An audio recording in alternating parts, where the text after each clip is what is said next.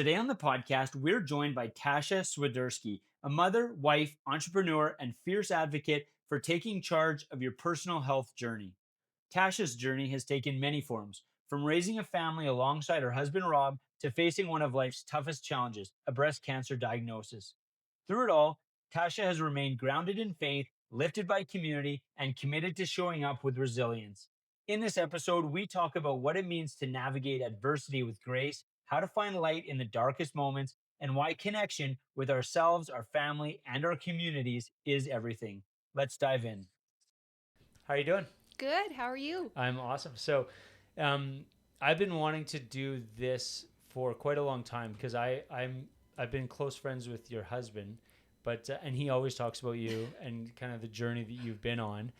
So it's nice to kind of have you back. So thanks for coming in. Yeah, you're welcome. Okay, so you've been through a journey. We're going to talk about it, but when you just right off the bat, I'm curious, when you think about all that you've been through, what comes to mind like on a daily basis? Is it just crazy? Is it gratitude? Like what feeling comes to mind? Well, that's interesting that you said gratitude. I actually was just sharing something on Instagram today. Gratitude for sure. And it can be even just the smaller things or the bigger things. But today, grateful that my husband let me sleep in today. I played Ringette late last night. Oh, so nice. I was showing or feeling a lot of gratitude this morning. But gratitude for sure. And even when people ask me that question, it's just like, if you had to say something to your 20-year-old self, what would you say to her? Yeah. About with everything that happened to you? And I would say, buckle up. Yeah. It's going to be a crazy ride. Yeah. Everything you think is going to happen, it's going to be a little different. Yeah. Yeah. Yeah. So I definitely gratitude. I have so many people that love me in my life, and I very grateful for that. God, I feel like during my journey, he became a huge part of my life. There's no doubt. Like Rob and I were born Catholic, and we kind of took a break, or I don't even know, just wasn't really in our mind, I guess, for a while. And then kind of when COVID hit, we kind of started just being a little bit more curious about that. So we started kind of doing kind of daily devotionals, reading the Bible a little bit, nothing much. And then when cancer hit, it was full on Jesus take the wheel. So yeah. That's kind of where I went with that. One of the things that struck me when I was reading some of the notes that you sent me was how interwoven your accomplishments that you're most proud of were with your challenges in your life. And so which I always find interesting, because when people, you mentioned, your journey and your journey with cancer, for example, a lot of people that experience that challenge, when they look back at it, they are on some level almost like grateful might be the wrong word in this sense, but grateful that they were able to experience it because it gives them a new perspective on their life. Is that a fair assessment? For sure. Yeah. I was very happy being in my little bubble at home. I was an introvert, very quiet, never shared anything on social media. I thought I'd be just fine doing that. Mm-hmm. Honestly, I stood behind Rob with his career. I love his passion, his drive, everything. And I actually felt just fine being on the side, and all that kind of thing, all that kind of stuff. And when I got diagnosed, that really shifted and changed for me. And that's where, for that, what you're saying sorry, I'm really trying to collect my thoughts here, but it opened me up to like a different world. Mm-hmm. I really quick had to drop the pride, drop everything, because I had to very quickly it was really hard when I was diagnosed with cancer, because mine's a really rare one. So I'll kind of circle back. Sorry, I'm just trying to think, where do I even start with this? So 25 years ago, I decided to get breast implants. And about 3 months into that, I developed a lump. and it started growing. And I went to the surgeon and I was like, oh, is this okay? And he's like, yeah, everything's fine. And I was 20. I was like, okay, cool. I heard good news. I carried on. And then it kept growing. And I happened to go to my family doctor one day, and I was like, hey, can you just check this out? Is this okay? He's like, no, this isn't okay. And so I ended up getting a couple biopsies because it kept coming back inconclusive. And by the time they had the biopsies, I got a letter in the mail. I was going to Tom Baker Cancer Center. They said, bring a loved one. And I was like, okay, this is all kind of happening really fast. It was kind of scary. And so I went there. They gave me a cancer card. And I was like, I don't need this. And they're like, oh, do you need to see a therapist? And I was like, I don't even know what's happening. Like, Wow. it just was happening so fast. And so my mom was with me. We were in the room, and they said, you have a desmoid tumor. It's really rare. Like 1 in a million people get it. Usually you get it in your arm or your leg. We cut your leg or your arm off, and then you kind of carry on. But because it was in an area that you can't really cut this area out, it was kind of a different situation. They've never heard of something like it. And so at that point, by the time they did so many biopsies, so this type of tumor doesn't actually like to be cut into surgery, anything like that. So I think I did 3 biopsies by that point. So it grew 10 centimeters.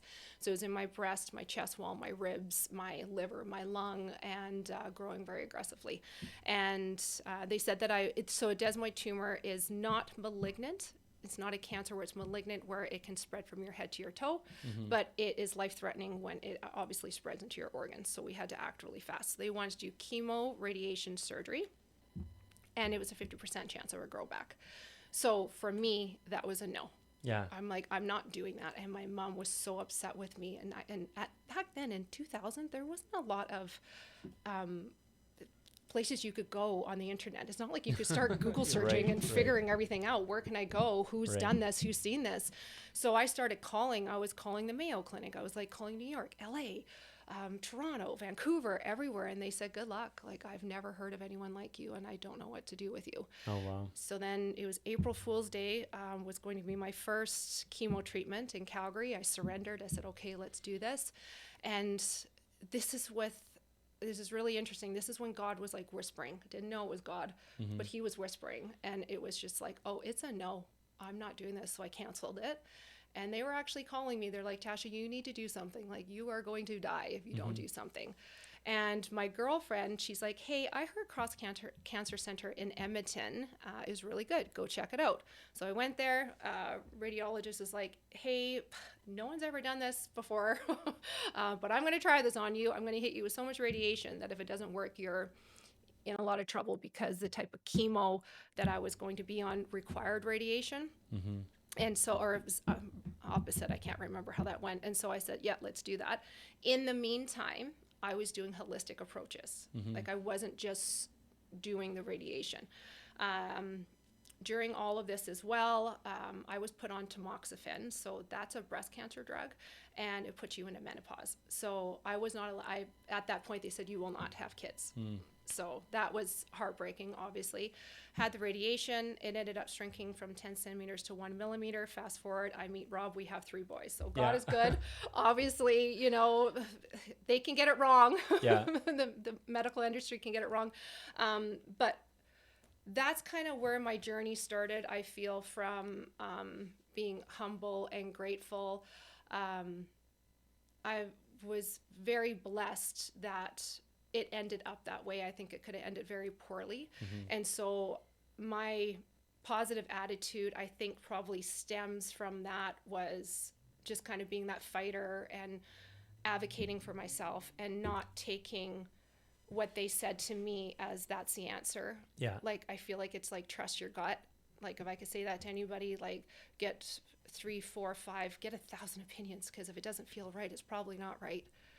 So was that, like, I feel like, and I've had some friends that have also had their own kind of cancer journeys, and I know that every journey is unique.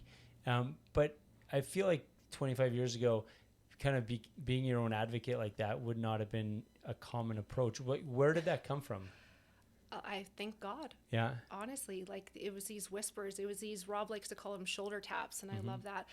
My dad, he was into more holistic side of things, I would say, than medical approach. Like, the one thing, and it stuck with me forever, was this is after I was diagnosed with the desmoid tumor. He said, whatever I can tell you is do not take anything that has aspartame in it. It'll cause cancer. And it just stuck with me. And 25 years ago, no one said that. Yeah. No one said anything about aspartame. So that was really interesting for me. He always saw a naturopath. That was another thing too. And 25 years ago, no one did. Yeah. So it was just those little whispers of help as well. My dad kind of helped me with that. And then I was just always into researching. Yeah. Yeah. So how long, so I guess when I was thinking about that as the challenge, you're 20 years old and you get diagnosed with cancer, you get it treated, but you're told that you're never going to have kids. And then you end up having 3 boys. Yeah. And so that's kind of like what you had mentioned is one of your greatest accomplishments is being able to have your boys. I'm sure they're also pains in the asses sometimes, as no 3 idea. boys would be. I could write a book on that. Yeah. But so, you know, having been told that you're never going to have kids and then having 3 boys, that in and of itself, that perspective of like, wow, like what a miracle these three boys are. Yeah. Does that amplify just what an accomplishment that is in terms of when you see how these kids have grown? For sure. Yeah. Yeah. Definitely. I feel very blessed to have them, and they're all so unique. Like, That's not always a compliment. Well, yeah, yes, and well, I feel it's true. I feel like it can be their greatest worst fear, or it's like their biggest strength, and it's just like that's what Rob and I are really trying to focus on. Like as an example, our middle guy can be super defiant, and just likes it his own way, and that could be a strength, right? Yeah. And so like that's fair.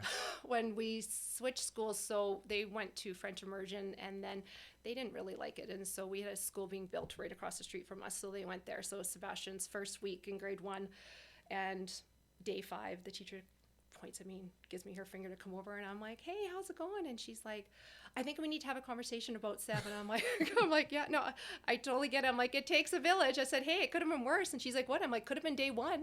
Yeah.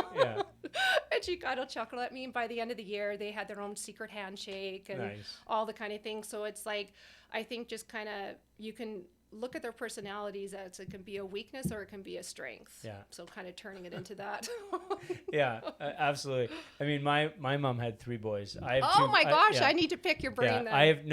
I was one of I was one of the challenges, but I have 2 girls, so I'm very grateful to have girls because I'm like, so far the house is a lot more chill than having 3 boys. Yeah, it's chaos. So are you middle? What are you? Youngest? I'm the youngest. Yeah, the youngest. Yeah. Oh, you're my Zach. Yeah. So I was the best of all of them. My mom would not tell you that. So another accomplishment, you said, turning my health journey into something that helps others. Which is an amazing perspective to have. Having said that, it means the challenges you had to go through essentially hell to get to the point where you were able to help others. So how did because when you're 20 and get diagnosed with cancer, that's not the end of your cancer challenge, not even close. So maybe talk a little bit more about some of the other challenges that you've been through. Yeah, so fast forward, so I didn't speak a little bit in our notes about this. So with my implants in 2011, that's when I just had Sebastian. I was breastfeeding and my implant ruptured. And because I was breastfeeding, I could not actually get them removed because I could get severe mastitis. So about 3 months I had to wait. Anyways, got them removed. I didn't even think, like, I had them replaced. I don't even know why to this day, but it is what it is. That's my story. Had them replaced. And keep in mind, desmoid tumors don't like surgery. Right. Okay. So I ignored it. Like, I'm sure I felt it before I decided to go back to Tom Baker. And so that was 2011, December. I had the implants replaced. 2015, we were in Mexico. I think it was January. And I was like, okay, no, I need to book an appointment. So then in those moments, I'm getting the scans, all this stuff. Sorry, I'm trying to remember all this. So March is when I was getting the images done. And then Rob's mom went in for a routine surgery for diverticulitis, and she ended up going septic and she passed away. Wow. Yeah, so kind of going through all that. And literally I was going to her funeral and I got the phone call saying, yeah, it's growing. Unfortunately, yes, it's growing. The good news about these types of desmoids is what I said was, if it's not malignant, it can't jump from your head to your toe, but if it's in an area that's life-threatening, obviously you can die. The way how this was wrapping around was actually wrapping around my rib, so it was in a safe space. So in that moment, I was free. Like, we were kind of just watching. I'm now a cancer patient. I think every 3 months I had to go in for scans and stuff like that. At this time, I'm like, I need to see a naturopath. So I started seeing a naturopath, trying to kind of heal the terrain, like kind of clean up any kind of mess in my body, just to kind of help myself heal. Thought I was doing okay. Like, Rob and I live a healthy lifestyle. By 2018, I had this really weird thing that happened to me. I was working at WestJet, and I'm in the airport, and I never thought that I've felt depressed or anything like that. I've never really understood that. And I honestly think that God gave me that feeling just so I could understand when people feel depressed, like to kind of like to empathize and understand it. But anyways, I was standing in the airport, and I was around people. Like, there's so many people around me, and I never felt so alone in my entire life. It was a really strange feeling. So we were doing a bunch of testing, and that's kind of where it started. I started getting really weird body pains, like waking up, almost like feeling hungover every single day. It was like the strangest thing. Started journaling, started doing all these things like food sensitivities, all these kind of things. Got tested. Okay, I shouldn't have gluten, I shouldn't have dairy, all that. Fine. I did a low-level Lyme test, and it's called a CD57, and I was really low, so I think normal range is 57 to 350. I was a 3, so dangerously low. They're like, let's assume you have Lyme. Yeah. But in Canada, it's not recognized, so I just carried on with my life. I didn't really do anything with it because it just wasn't recognized. Fast forward to 2021, I'm at the cancer center still. They're like, I think we can graduate you. Like, everything's looking pretty stable. If anything changes, let us know. So that was May 2021. I was like, this is awesome, because to be under, I think you don't know it until you're in it. Like, being a cancer patient, anxiety is a real thing. And I always was getting imaging around Christmas time or my birthday. It was December and it was May, and it was always a thing. And sometimes there'd be a little shift or a tweak or a little scare. And so then I had to wait in between. I got my report, but then I had to wait to see the oncologist. Like, it was just too much for me. And I was just like, I want a break. Like, if I don't have to be here, I honestly don't want to be here anymore. They're like, yes, okay, let's graduate you. We feel good about it. And then in October, I developed a lump. And I was like, well, this is really strange. I was like, this does not feel like a desmoid. In the same area, but not. So I went back there, and they did some imaging, and they're like, no, let's call this a desmoid. No, we're assuming this is a desmoid. I'm like, it's not acting like a desmoid. And I was like, okay, I feel good about that. I love good news. It kept growing. They weren't doing a biopsy on it because with thinking if it's a desmoid, it would make it become more aggressive. Even the radiologists, when they were ultrasounding me, they're like, I do not know why we're not biopsying this. They're like, I cannot conclude this report until it's biopsied. Like, nobody was feeling good about it. So now we're 2 years in. So that was 2021. I developed the lump. 2023, I'm going in. It's now 4 centimeters. I'm like, okay, I think we need to do something here. Like, this is getting pretty big. Biopsied it, came back triple negative breast cancer. Very aggressive, grade 3, growing fast. They couldn't actually figure out why it didn't spread. It was staying so confined. And so one doctor here, he was a surgeon, he was my surgeon here, and he said, I think that you potentially have a desmoid tumor wrapped around that cancer. And he wasn't really giving me a great prognosis, and he just said, obviously it's typically a 50% chance that desmoids will grow back. I think in your situation it's probably going to be about 75%. And I'm just sick of being this ongoing cancer patient. It's just like, okay, this isn't working. Yeah. What I'm doing, it's just not working. And so this is where I'm giving it to God, and I'm acting fast. Like, I'm at Ryan's grade 9 grad celebration. We're in the backyard of some parent's house, about to eat a hot dog. I know it's not very often we eat unhealthy, but we'll splurge and have a hot dog. And on my phone, I got the alert, and that's where I found out I had cancer. And I'm trying to be cool. Like, I'm sitting in this area, like, I'm like looking at Rob, I'm like, I gotta go. They text you this information, or? It's AHS. They give you. Oh, wow. Yeah, it's like an email, and you get the whole report. And so I've done enough research in my days that I know what this means. And I said to Rob, and he's like, well, maybe it's not that big of a deal. I'm like, oh, this is a big deal. Yeah. I said, I'm just going to excuse myself to say I have a headache, and which I don't like lying. But in that moment, I had to leave. It was pretty wild and pretty eye-opening. So we had to act fast. I knew it was aggressive, and I was researching. I was calling everywhere, doing everything, and I went out for lunch with a girlfriend, and she said, one of my friends who was, I believe she was stage 4, went down to Envita Medical Center, and she had success. Why don't you call down there? So I was looking for ways to avoid surgery because of the desmoid. So that was what I was trying to do. And so I called Envita. I told them my story, and they do, it's called cryoablation, so you can freeze your tumor. They can do that up here in Canada. They do it for other cancers, just not breast cancer. They do it for desmoid tumors. Yeah. So if this was just a desmoid, they would have done the cryo, but because it was breast cancer, they're like, it's a no, we're not doing that here. Right. So this is where I became it's really wild how you get stripped of everything when you have to start asking people for money. It's like a different level of everything. And I thank God every day, and the people that supported me, strangers, friends, like everyone rallying for me was pretty incredible. So we got the GoFundMe page going, and that treatment was $325,000. Wow. And where was this at, sorry? Envita Medical Center down in Scottsdale. Okay, yeah. Yeah, and so we were able to get, I think we got about $225,000 from GoFundMe, and then some people just kind of privately would send me money, and then my stepdad ended up giving me the rest of the money, a big chunk of $110,000. So Wow. I was able to go down there. Yeah. Wow. And so was this another example of you kind of advocating for yourself? Was there, or were all the support group around you supportive of you going down there? No, and I felt really bad. Actually, that was really hard, because I can't imagine what my mom and dad or Rob, friends, everyone had to go through, because like even my girlfriend, one of my friends called me, and she's like, listen, Tasha, like I have to say, like I'm looking into this, and they're not doctors there. You know that, right? Like they're like naturopath oncologists.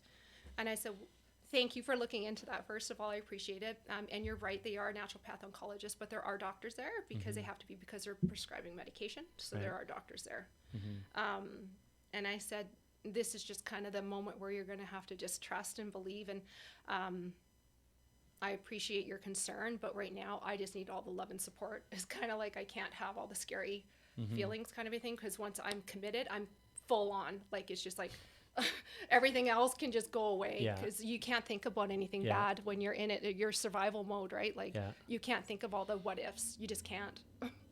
So why and how did you choose that as your how you were gonna kind of address this?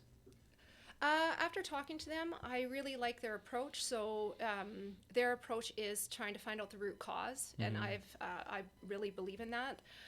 So when I went down there, they did a lot of testing on me, and so they were testing me for glyphosate, mold, heavy metals, all the kind of things that we can be exposed to environmentally, because cancer, which I didn't realize this, 90 to 95% of cancers are actually environmentally driven.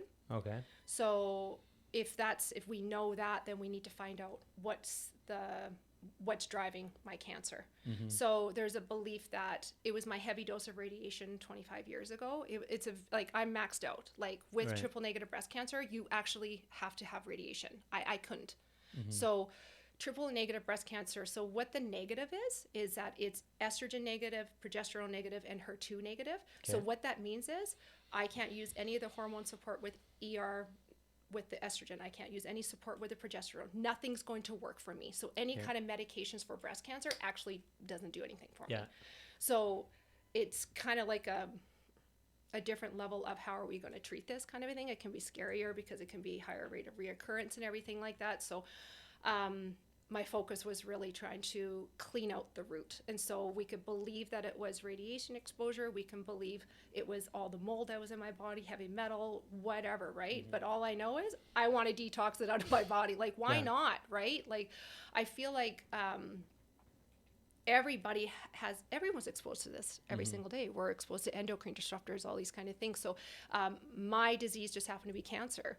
Someone else's disease can be an autoimmune. Someone else's, like, there's so many ways that this can turn show up in your body. And I think our body is a very powerful thing. And I was getting a lot of signals back in 2018. So the reason why I wanted to tell you that was when I started walking around, and I've never felt so alone in my entire life. That was my signal one. That's when my body was saying, Tasha, there's something wrong. And I think if I started cleaning out my terrain and really digging to the root there, I obviously I can't prove this, I don't know, but I think if I do what I do now in 2018, I don't know if I would have got cancer. Because that's interesting. So is that part of the connection? Like when you think about health from a mind, body, soul perspective, was that your body somehow bringing almost like your mind into it to kind of be like, you know, do you have physical problems, but we're going to manifest it through your mind somehow? Yeah. Your mind's a powerful thing. Interesting. Yeah, I actually just had a friend, she was messaging me today, and she's like, stop using the word cancer. She's like, stop saying, I have cancer, I'm afraid of cancer, I'm afraid of getting it back. She's like, you just need to stop saying those words into your mind. Stop, just get it out. Just say, I'm healed. Thank you, Jesus, for healing me. I am healthy. I am like, I need to stop. It's creeping up on me right now, just because I'm about to get, I'm getting an MRI and an ultrasound next week. So it just naturally. Because it's December. Yes. So it's, would you say December? Yeah. Every single time. I tell them all the time, let's not do May and December. And it just happens. It's just like, it is what it is. It's obviously God just trying to say, Tasha, you can actually work through this. Like, this is just a feeling. Like, you can just give it to me. You just give it to God. And so I laugh at it now sometimes. So I'm curious, when you're going through this, like if you can recall, you know, what you're, you know, like talking about health from a mind, body, soul perspective, what was your mindset as you were, you know, flying to Arizona to get this treatment? Like where was your headspace at that point? Rob and I are similar in that, and I think that's why we work so well together. He was in the thick of building his business. Like, that was the thick of it. Like, he just didn't have space or room for anything, and I knew that. That was hard, but I got it. And my friend stepped up. Like, I'm so thankful for her. So she actually came down to Phoenix with me, with her younger son. Our sons are best friends, and my youngest son came with me. Oh, cool. Yeah. So to have that support was unbelievable, because to do that on my own would have been wild. I was there for the last 3 weeks, but my mindset was don't stop, won't stop. It was just like, I'm going to live, because my mind was, I'm going to be a grandma. And why am I going to be a grandma? Because my kids are healthy, they're having kids, and I'm alive to be a grandma. I don't want to be a grandma right now, just exactly. Ryan, if you're listening, I am not ready to be a grandma. He's 17. And then from a body perspective, like you said, you and Rob have always been health conscious from a body perspective. What was it that you're focusing on from a body perspective to kind of heal, like outside of obviously the treatments and stuff? I'm curious what your philosophy was that way. So my philosophy is eating clean. I cannot, like, I thought I ate clean before, and then doing all the research and an alkaline diet. And so food is medicine. I've come to believe that food is medicine. You are what you eat, and healthy food can taste really good. Like, it's actually pretty incredible, the food that I can eat. Like, it's just like, eat the rainbow.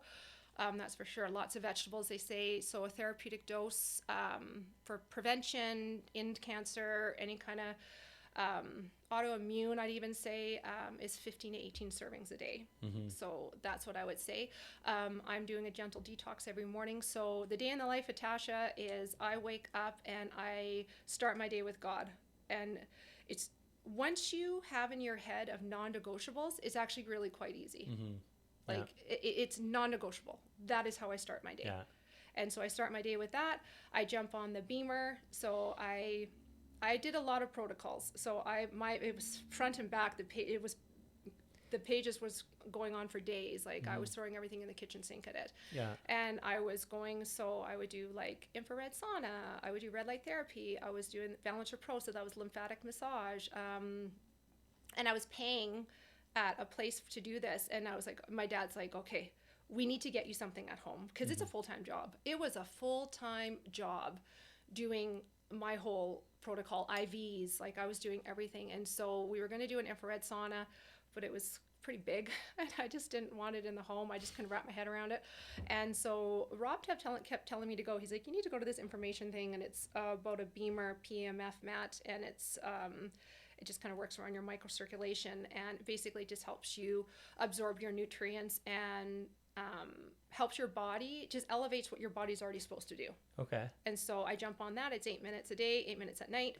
It has red light therapy in that. I do a vibration plate in the morning, so that's opening up your lymphatic system, and hydration. Yeah. I start my day with hydration. And was this something something you were starting to practice while you were in Arizona, or is that something you've learned since? So they do have the Beamer PMF there. So Yeah. that is one of their practices. Lymphatic massage was another one of their practices. I learned a lot.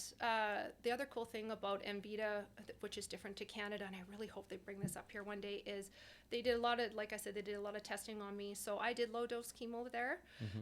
So low dose chemo is they basically put your body into a state of kind of like a diabetic coma. Okay. And so you're starving the cancer essentially. And so then when they put the chemo in through the IV or port, the cancer's so hungry that they just eat the chemo right up. So it's bypassing the rest of your organs. Okay. I mean, it's still affecting them, but it's nothing compared to what it would be if it was like a full dose of chemo.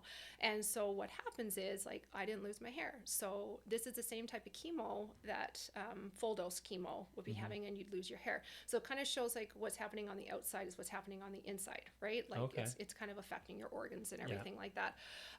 So I was very blessed to have that kind of treatment that way. But the other thing is, when they did testing, they tested me, and they break down the percentages of what drugs and supplements are effective for me. Okay. So the first drug of choice, which is what you would use for triple negative breast cancer, was actually the lowest level for me. It would have never worked for me. So when it's a guessing game, and I would have started off with that chemo. So I would have done 12 rounds, 7 rounds, who knows how many rounds before they're like, oh, this isn't working, let's switch to another one. So that whole round of chemo is actually a waste, and it's just affecting my body more and more, right? Like, it even went down to, like, baby aspirin is the number one thing for me. I'll be on a baby aspirin for the rest of my life. Like, it's wild. Really? Like, yeah, right down to the percentage of curcumin, how much it works for my body. So it's actually pretty cool the way how they did it. So they really told me about what you put in your body, the importance and significance of the quality of supplements. I knew that. But then later on, so I met a lady there briefly, just in passing. Like, it's you meet people, but also you're kind of in your own mind, right? Like, you're survival mode, but you do build relationships. Later on, when I came home, so I left there with cancer, by the way. I don't know if you knew that, but I left there with cancer. They ended up not doing the cryoablation on me. They didn't feel comfortable with it. Okay. They said, due to my implant size, location, everything, they said, no, we're not doing it. So when I left, I was diving into Facebook support pages, you name it, trying to find an answer, trying to, obviously, I will die if I still have cancer, right? So, but along the way, I met this girl, Danielle, and then I saw her on her support cancer page.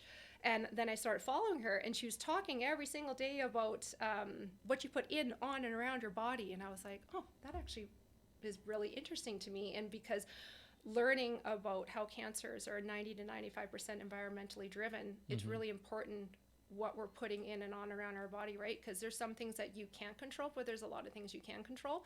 So she joined this company, and so I started listening and learning about the mission, and it was everything that aligned with my values. And basically, it's what you put in your body, so it's supplements. And it's pretty crazy to me, like, to find out that protein powder has heavy metals in it. Like, it's just like, really? Yeah, it's just like, if it's not third party tested, and if it's pretty much, if they're not saying it, it's more than likely they have heavy metals in it, because they would be announcing it, especially because that's kind of a buzzword right now, is like all that kind of stuff. So supplements as well, just watching out for fillers and all that kind of stuff. I have the MTHFR gene. I don't know if you know anything. No.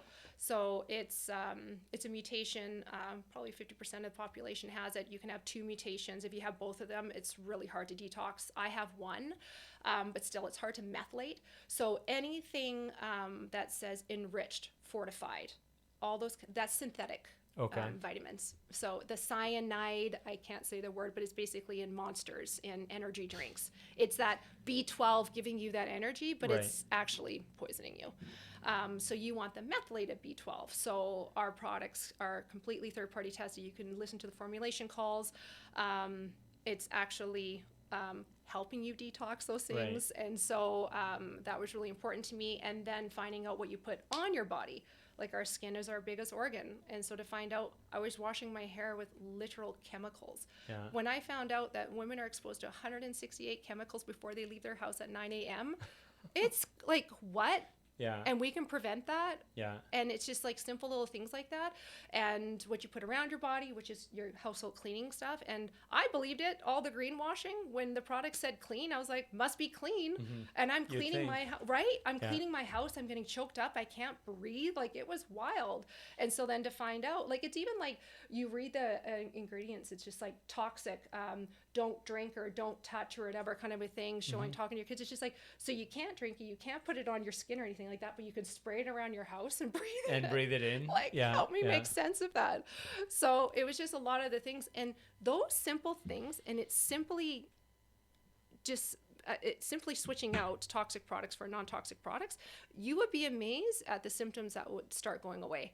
So your brain fog, your migraines, your low energy, your inflammation, all those kind of things is a buildup of toxins that are going in your body and being exposed to every single day. Like, my kids love cologne. And it was Sebastian that actually came up to me and he's like, Mom, did you know that cologne is an endocrine disruptor? And I was like, well, I did, but how do you know that? That's so funny. But they're complaining of headaches. I'm like, listen, it's the hair product you're putting in your hair and it's the cologne that you're putting on you. And I just take that out of the equation and I bet you your migraines are going to go away. Really? Oh, that's interesting. My daughter recently has started having those. So if my wife if my wife listens to this, she'll be calling you immediately. I guarantee it.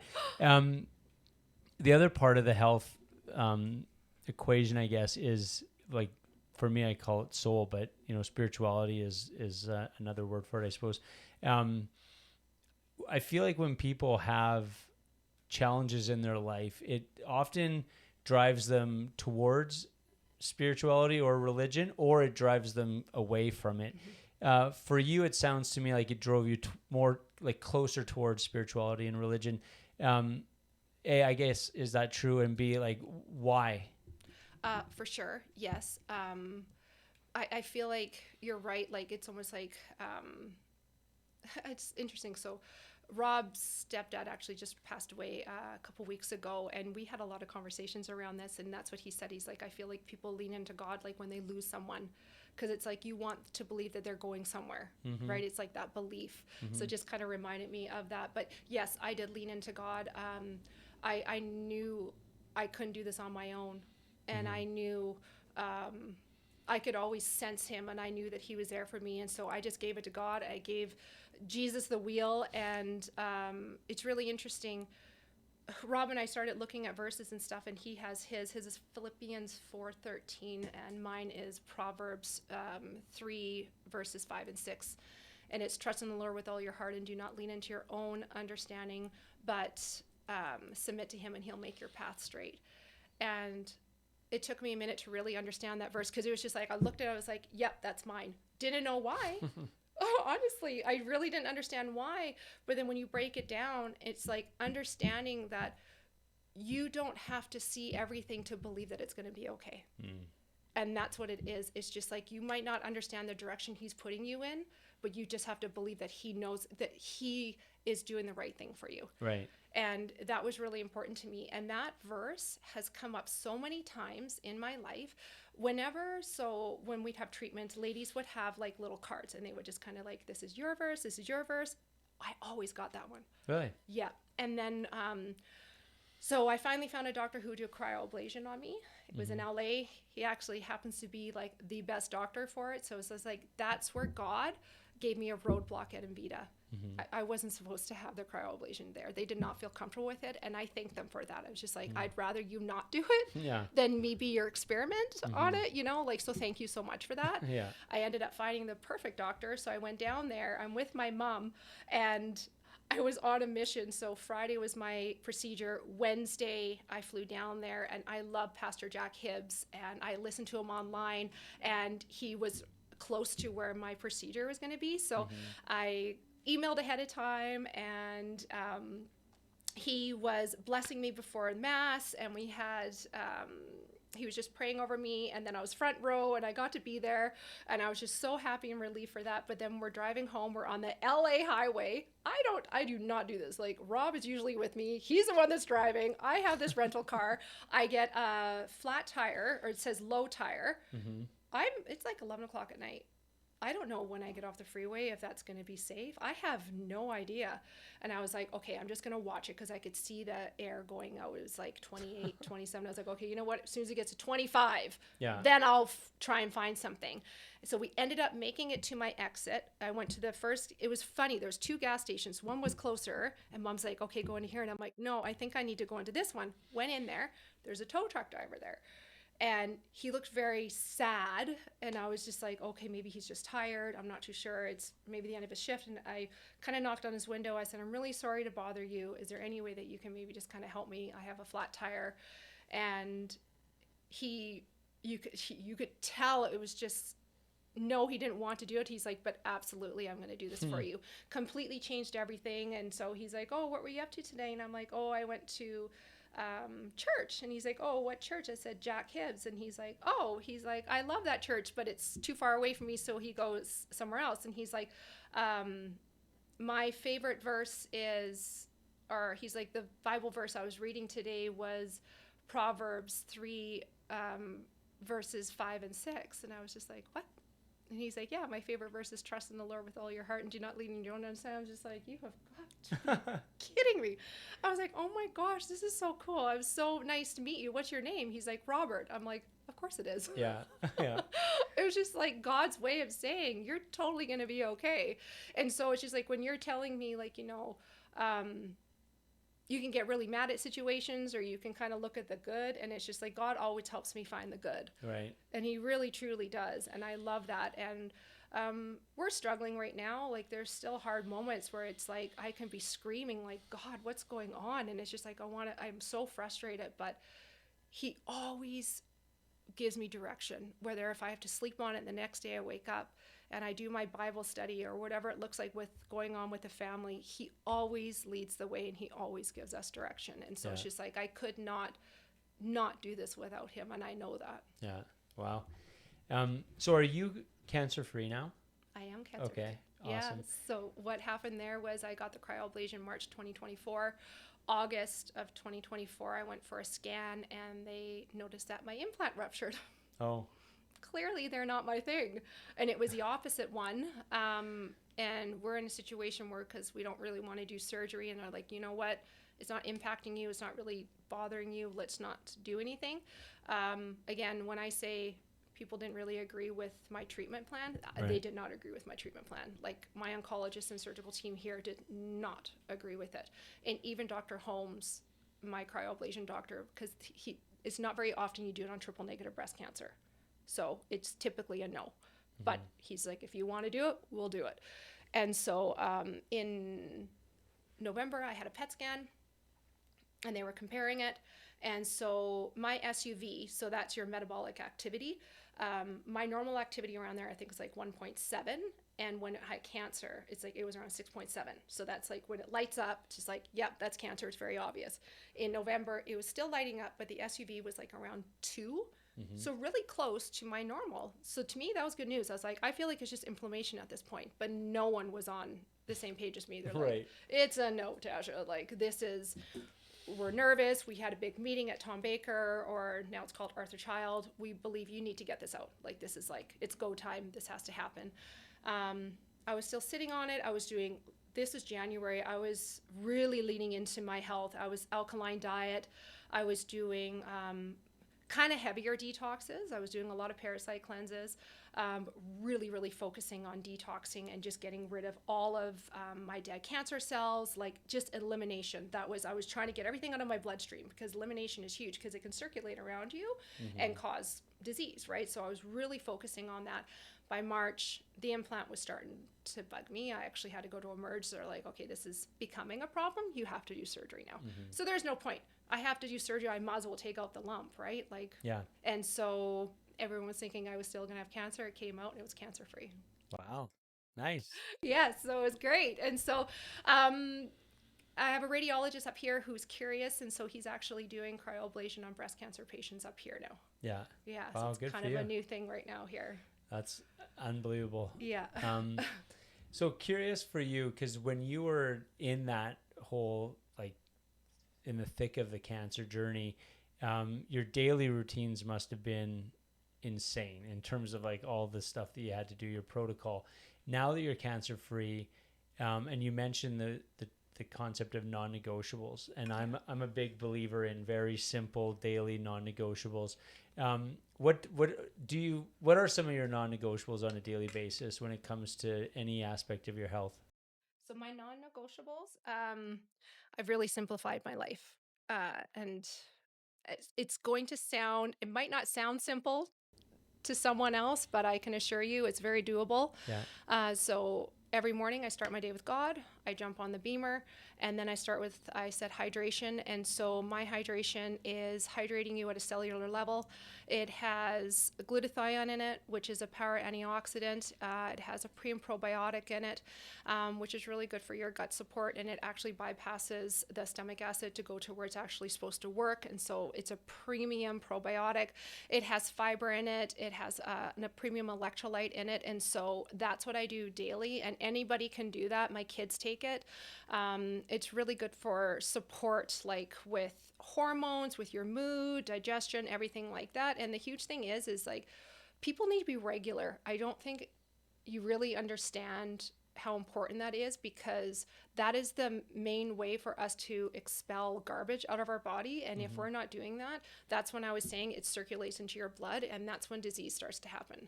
That's when you start getting those symptoms. Yeah. And so, and even headaches and all that kind of stuff. So that one is my number one. And then I do an AM supplement, it's called, and it's just a premium blend of, so it has ginger, curcumin, vitamin D3, it has CoQ10 in it. It has,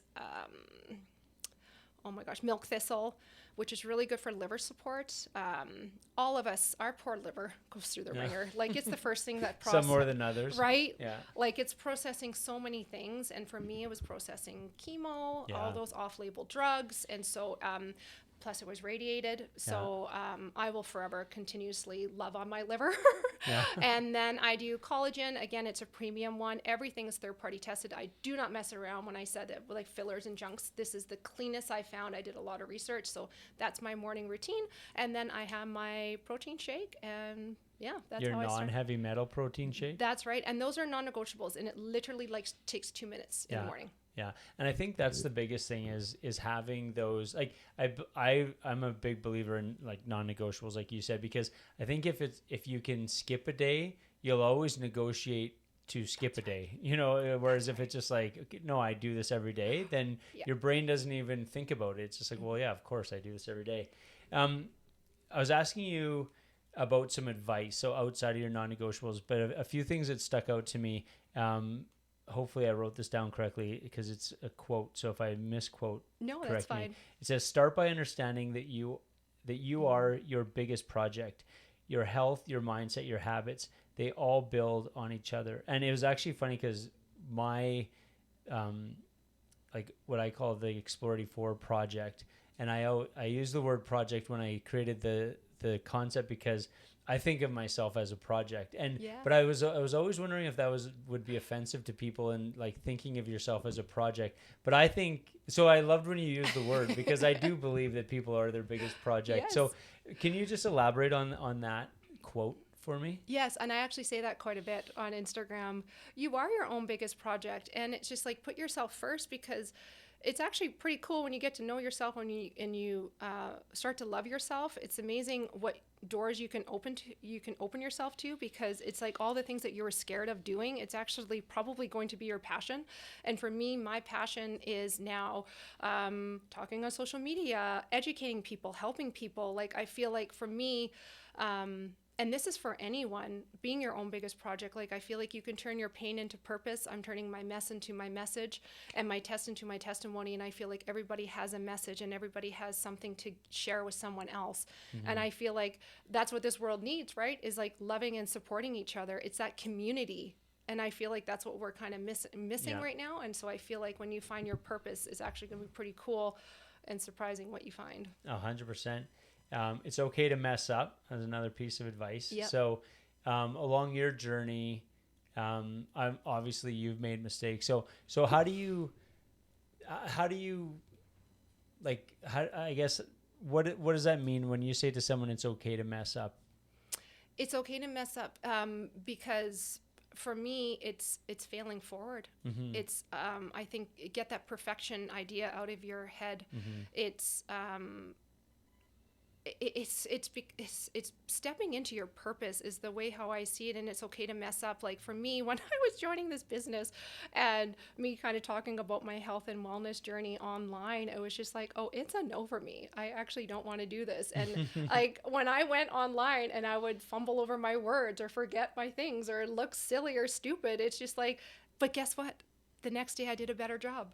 And then guess what? Someone reaches out to me and saying, thank you so much. You really helped me today. Yeah. It's just like, that's the kind of stuff that starts happening. And so what you think is your mess up actually kind of saved someone that day. So it's actually been really, really cool. So the other thing too, it's okay to mess up. So this is another one for me. I was really praying for direction. I'm struggling with my purpose right now. It's really interesting. Once you hear those words, cancer free, you kind of struggle with, you went from a full-time job of survival and all the appointments and IVs and treatments, research, all these kind of things, to be like cancer free. And it was just like, okay, like, what do I do now? And so I was trying to figure out who I was, honestly, like who I was online, who was I as a wife, who was I as a parent, as a friend, all these kind of things. So I was praying for direction from God, and Rob's just like, it's amazing when you pray these things, like it just happens. Yeah. And so, cause I was like, should I be putting all my focus into Hugh Grace? Should I be doing this? Should I be putting more time with my kids? All these kind of things. And then I get a phone call from one of the leaders at Hugh Grace saying, we would love for you to come to Sedona for our leaders retreat. Really? And that's next week, and I'm leaving. And it's just like, oh my gosh, literally, I was there 2 years ago for a chemo treatment. That's where I go, is Scottsdale. So Sedona's an hour away. And the last time I was there 2 years ago, I was full of cancer. And this time I get to go on a leaders retreat with Hugh and Grace, and talking about my passion and mission and learning, and get to be cancer free and going on hikes that I couldn't do before. It's just like, yeah, you're opening these doors, God. Thank you. And then my other girlfriend, she calls me randomly. We haven't talked forever. And she's like talking about, so she's very passionate. She's a trainer in Pilates, and she's training kind of close to where I am, and we're talking, and I'm like, are you offering me a job? She's like, I think I am. And I'm like, I'm in. And so I went, and I took her Pilates class, and I absolutely love it. And it's just like, it was hilarious. We've been best friends since like grade 7, so we know each other. Yeah. And I'm in the room. She puts me in this like totally pro class, and I'm a beginner, and she's like kind of joking with me and teaching me what to do and all these kind of things. And the old Tasha, 20-year-old Tasha, if you would have had me on display showing me messing up in front of everybody else and basically telling everyone I'm messing up, I would have died. Yeah. I would have like curled up in a ball. But I was just like, oh, I actually don't care. Yeah. I am very, thank you very much for telling me I'm doing it wrong. I want to do this right. I want to learn it fast, totally. You know, like, it's just like all those things of messing up. I feel like in your 30s, you felt so judged, so critical, so embarrassed, all these kind of things. I feel like it's just like 45 is just like, nope. Yeah. I actually don't care. Yeah, no, 100%. I like that perspective a lot.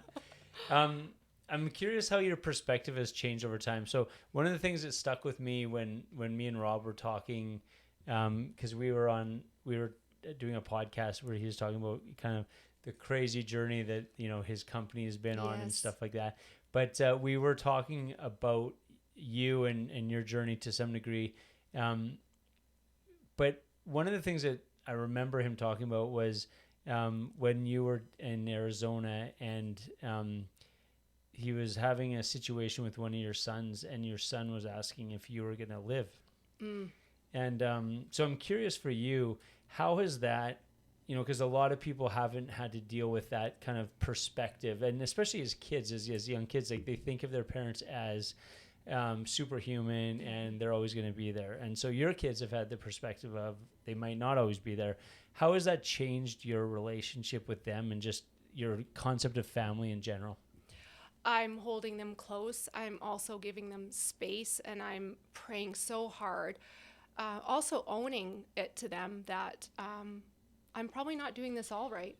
Like I'm probably messing up. Yeah. You're my first kids, okay? Like it's my Yeah. first time job doing this, all right? So I apologize in advance, but it's really hard seeing your kids hurt Yeah. that way. That's a whole different level of hurt. I guess I didn't realize the effects on everybody else. Right. I was so focused on me, and I was really focused on making it sound like it wasn't that big of a deal to them, because I just didn't want them to hurt. And did I do that right? I don't know. I honestly, I don't know how much I should have told them. And right now Rob and I, our job right now is just holding them close, giving them space, helping them move through this. Like we just went through like our summer, like it's unpacking it. Every kid is dealing with it differently for sure. Like we went camping, and like again, like it's my first time being a parent, so I don't know when I'm doing this right or when I'm doing this wrong. But when I left for Invita Medical Center, July, it was Canada Day long weekend 2023, and we always go camping at this place. It's with all of our friends. We organize it. It's so much fun. Yeah. But I didn't want to change their summer. That was my focus. When I was leaving for Invita, I didn't want to change their ways. So they always go to Vernon. They go biking with their best friend there. We go camping. I didn't want to change their world. I didn't want to turn it upside down. So I was trying to keep it as normal as possible. So I went there for one night with them. I got them all set up, and then I left for Invita. Yeah. I didn't realize how bad that was going to affect them. So we went back there this summer for the first time, and Ryan was like, I'm not going. And he wouldn't tell me why. And I was like, we're going as a family. Like, this is our time to repair and reconnect and everything like that, right? And so when we were there, we had a family breakdown. There's no doubt that was a family breakdown. He's like, why would you take me back to the place that you left me? And I didn't know if you were coming back. So it was... Wow. That was hard. Yeah. And I wasn't looking at other people's perspectives in that. Right. It's hard to. I mean, obviously, you're like survival mode. It is survival mode, right? And, but honestly, if I can say this to anyone, like these challenges have brought Rob and I, just when you think that you're close, like even just this last month, Rob and I, how much we're getting closer, like versus a year ago, versus 2 years ago, it's raw and real. And it's cool that we can really express our feelings. Like but it's even, I didn't know the feelings I was even feeling. I couldn't communicate them before. Right. And I think now it's just, I think so many lessons I've learned along the way. It's just a different perspective and a different way on life. It's really cool the way how we're turning our messy life into a really cool. I love that. Yeah. So one of the things you talked about failing forward, which I like, because I like how people's ideas of failure evolves. Like I think, like you said, when you're younger, failure feels more final and it feels more embarrassing. Yeah. And it's like, my world's coming to an end. Whereas as you get older, it's kind of like failure's kind of part of the process, you know what I mean? And you kind of mess up and it's whatever. But I'm also curious, like how you approach success. So like, what's your definition of success now versus say 20-year-old you? Oh gosh. So success now is, like right now with my kids is keeping them healthy, happy, safe. That's like small little wins right now because, it is I don't think you really understand the mental toll of the aftermath of cancer. Mm-hmm. It's no one tells you that part.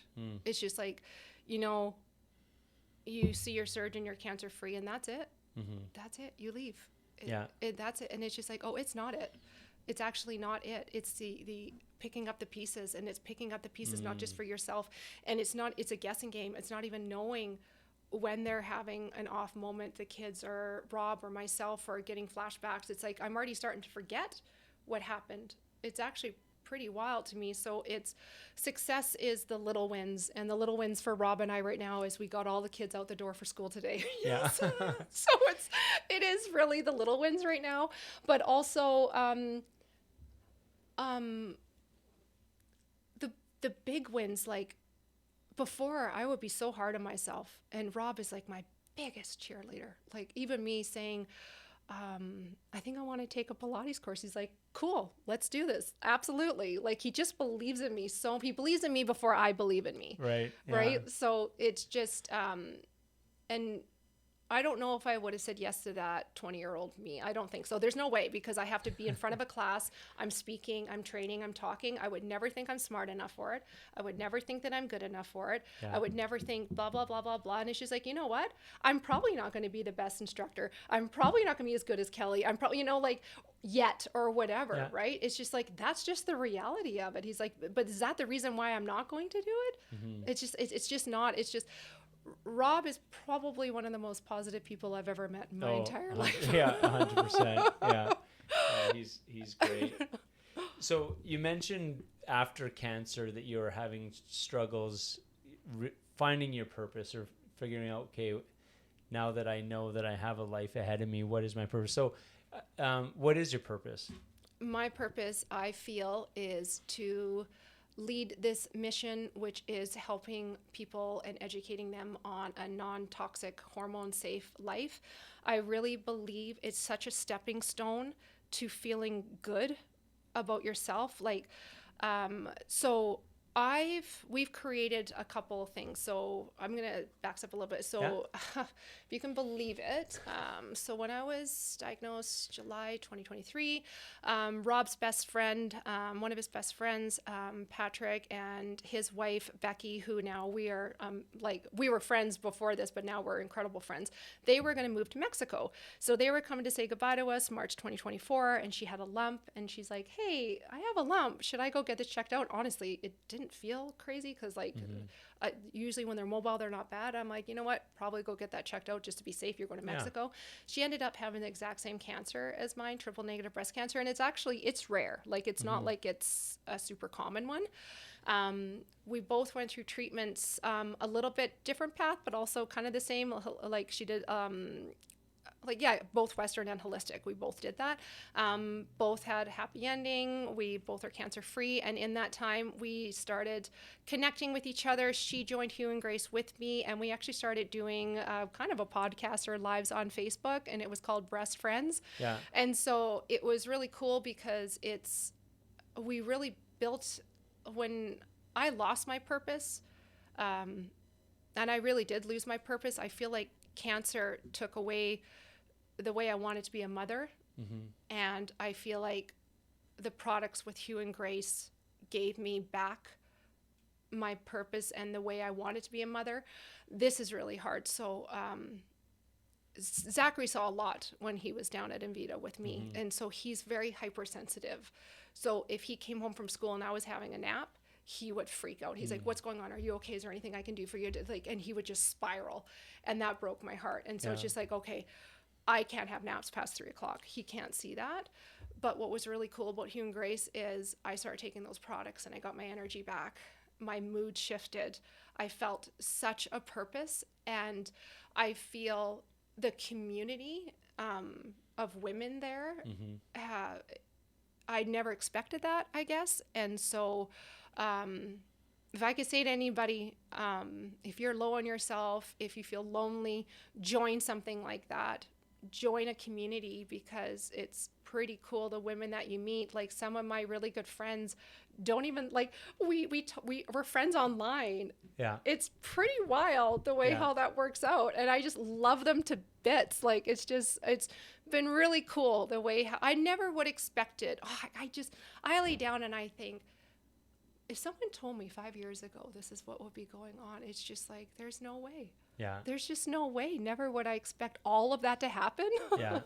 So, yeah. That's amazing. Now I'm really grateful that you were able to come and share your story, because this is what I want to do, is I want to be able to have these conversations so that people can see, the challenges that people can overcome, the things that they can do on a daily basis to help themselves. Like, there's kind of like this, like the big journey of, like, it seems insurmountable, the fact that you've been through it, but also just the idea that there's things that you can do on a daily basis that can help you. And I think that people need to see both of those perspectives. There's like a long game of like, holy shit, you've been through a lot, but what perspective you've gotten from it and what you do on a daily basis to kind of make sure that you are taking care of yourself. And I think that that's where there's kind of like inspiration and showing people kind of a path for themselves potentially. So thank you so much for being here and sharing your story. Yeah, and I want to say too,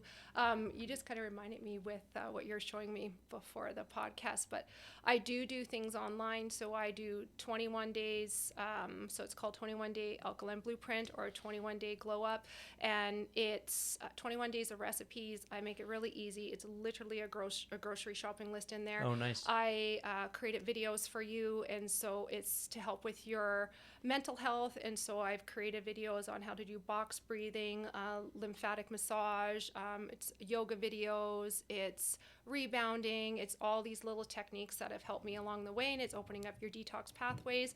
And then it's also providing education around supplements and daily detoxing and all that kind of thing. Is that on social media, or is that on a website? Because I can put that in your bio for the... Oh, perfect. Yeah. So it's a website. And what's the website? It's my Hugh Grace website, but also it'd be easier for me to through Instagram. Okay. That sounds would be the good. easier So way. I'll put all of that in the bio so that people can connect with you directly, because I'm sure they'll have some questions. Yeah, for awesome. sure. Okay. Yeah. Thank you. Yeah, you're welcome. Okay. Thanks so much for listening to the Create Podcast. Please be sure to like, subscribe, and share with your friends. See you next Wednesday.